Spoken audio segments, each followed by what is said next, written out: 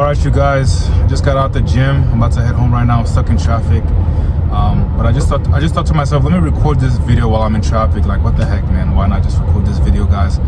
I just wanted to just overall explain and talk to you guys and basically go over why it's very, very important to understand that this overall fitness journey, it's literally a marathon and it's not a sprint.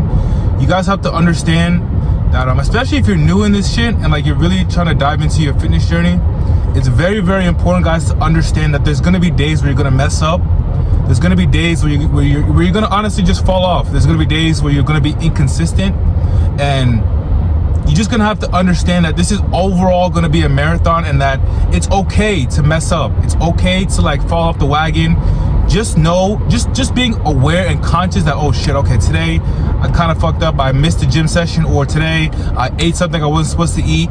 If you're just simply aware and you're able to make the correction the very next day, ultimately, actually the very next meal, then ultimately you're gonna be set up for success in the long run. Because guys, you have to understand, consistency is very, very important, but what is also very, my opinion, this may be contrary to what most people believe, but what's also very important is having like reset days or like a break day. For me, I like to have once a month, I like to call it once a month a cheat day, where literally the whole entire day, this may not be, like I said, this may be contrary to a lot of people's beliefs or a lot of fitness influencers. This may be contrary to what a lot of fitness influencers preach, but for me, guys, I'm at a point now where I can have one cheat day a month, and that's literally what I do.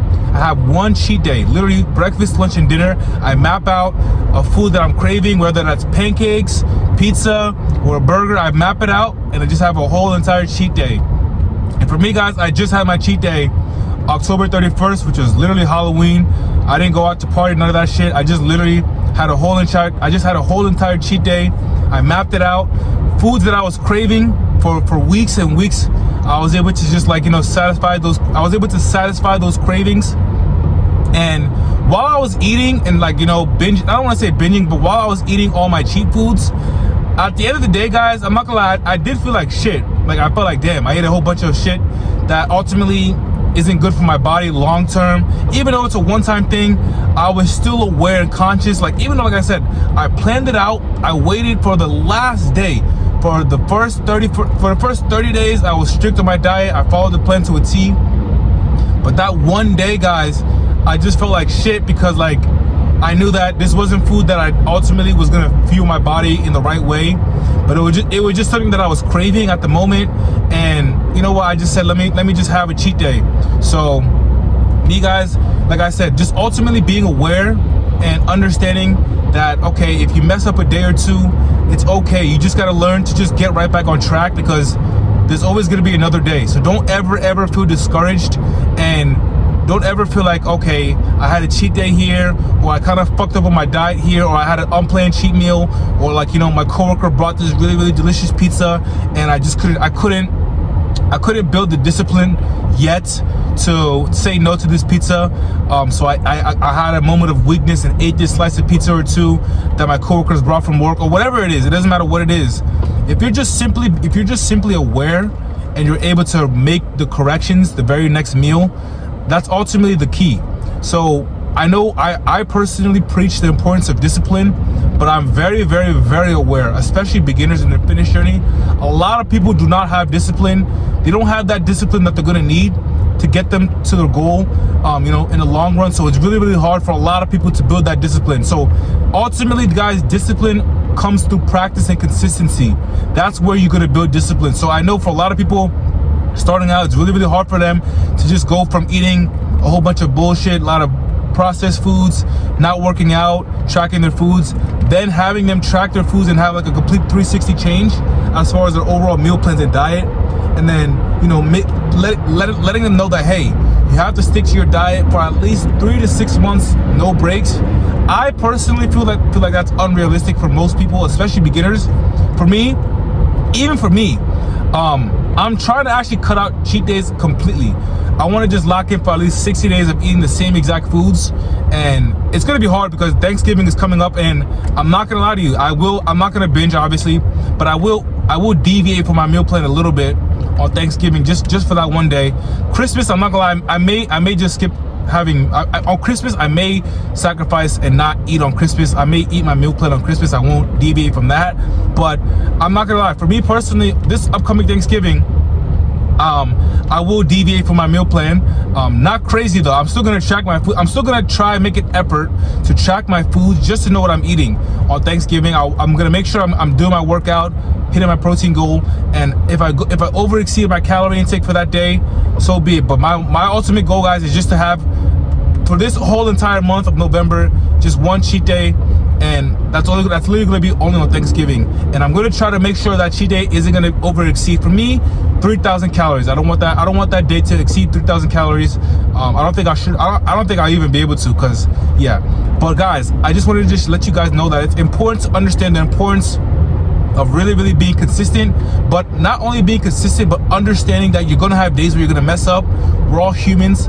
We're all gonna have a moment of weakness. My hair is kind of fucked up, you guys. But anyways, you're gonna notice that you're gonna have a moments of weakness, but it's ultimately okay, just as long as you're consistent the majority of the time. If you're consistent 25 out of 30 days, I personally would call that a win. But most people I know who are super strict will say, nah, you need to be consistent 30 days out of 30 days, which is ultimately the goal. That's ultimately the goal. You don't want to have so many cheat days or so many, like, you know, days where you miss the gym. You don't want to have that. I ultimately think if you're having, out of 30 days, if you execute 25 to 28 days out of 30 days, I consider that a win in my book, especially if you're a beginner. But when you're more advanced and you're doing this more consistently, I personally would have higher standards for you as far as, like, you know, making sure you're hitting your goals 28 out of 30 days.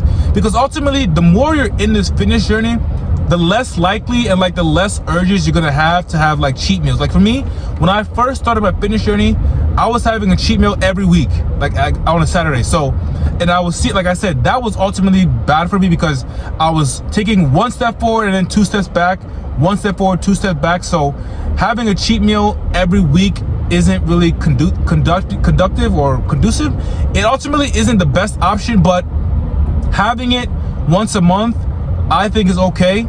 Having it once every 2 weeks is borderline in my opinion, but I would really try to emphasize having it once a month. Once a month, I perfectly think is completely fine. If you plan out and you literally map out what cheat meals you want to have or what you're craving. For me, like I said, when I had my cheat meal October 31st, a few days ago, I mapped out what I wanted to eat, which is literally just pancakes for breakfast. Lunch, I had pizza. And ultimately, guys, after I ate all these junk food and all this processed and all this cheap food, I came away realizing that this shit is like I could go months without this shit. Like that's what I've personally come to realize. Maybe because I'm further along in my fitness journey and I'm like closer to the finish line. I don't want to say finish line, but I'm closer to my goals. The more like I still have these cravings, guys, don't get it wrong. I still have cravings to eat certain foods, but now that I already had all the foods that I was craving, which was literally just pizza and pancakes, I was craving that for the longest. Once I had a taste of it, it literally just like, it was like, this is what I like, the overall, what's the word I'm looking for? The hype, and like, I didn't feel like, after I ate it, I didn't feel any better. Like, I just felt like, okay, I just had pancakes. It was okay. I mean, I literally told myself I could have gone months without this shit. So, which is something you're gonna have to realize actually doing it. So you won't know that you don't even need these pancakes if you don't have the pancakes and try it out. For me, that's, like I said, for me. So for me, I literally know I can go months without pancakes now. Like literally, when I'm in November, literally to maybe January, February, I could go months, literally months, without even eating a single pancake. That's how, like, you know, that's how I would say the pros and like the benefit of me having that cheat meal was for me, was because it ultimately made me realize that this shit is not really something that I was really like. It ultimately, the cravings are all in the mind, but that's something for a different, that's like another topic for a different day. You're gonna get to that point eventually, I would hope. But for most people, guys, like I mentioned, it's okay to fuck up and have, like, you know, a cheat day here, cheat meal there, because we're all humans and we're all gonna make mistakes. Just don't beat yourself down and like, don't make one cheat day turn into 2, 3, 4 cheat days and then you'll spiral out of control. Because guys, it only takes like a week to really throw yourself off completely. If you're having a cheat meal and missing your workouts for a week straight, it's gonna be really, really hard to get back on track, really hard. So guys, it's okay. Like I said, it's okay to have a cheat meal and, you know, fall off the wagon for 1 day max. Two days is kind of crazy. I would say 1 day max of falling off the wagon, but just being aware and conscious of where you fell off and understanding that it's important to get right back on track, I think is ultimately going to be key for success in the long run. Because ultimately, guys, this fitness journey is overall, like I said, a marathon, not a sprint. This is something that I personally commit to for the rest of my life. So even when I'm done my cutting phase and I'm in a lean bulking phase, I'm still going to be eating the same exact foods that I've been eating on a cutting phase, just having a little bit more portions, but I'm still going to be prioritizing whole foods and protein. So I think what a lot of people misconstrue is that once they're done their cutting phase or once they're done their diet, they feel like they can just let loose and just eat a whole bunch of bullshit again, and then they don't even realize you're gonna go right back to square one. Once you're done your cutting phase or once you're done your diet, you're still gonna have to be eating the same exact foods.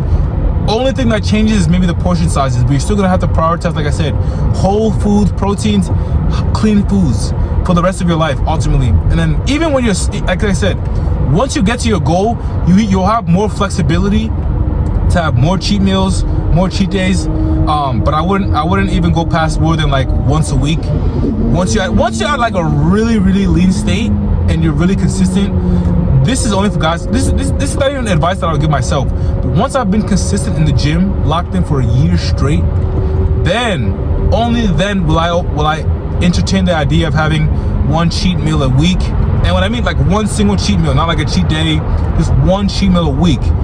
Because you'll have a good meal, you'll be maintaining you're gonna be main gaining, you're gonna be lean bulking, you won't be cutting, you'll be maintaining a good amount of calories, so you have more calories to play with. But especially when you're strict on the cutting phase, you want to stick to your diet 90% of the time, and you can slip up 10% of the time, you know, have a cheat meal here, have a cheat day here. But guys, in my opinion, it's okay to have one cheat meal a month, but that's ultimately the max amount of cheat meals I'd say for most people.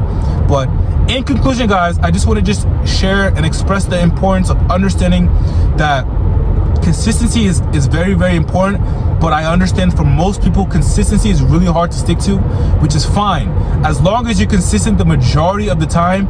If you're consistent, I would say out of 30 days, 25 days, I say you're in a good position. You're in a good starting position.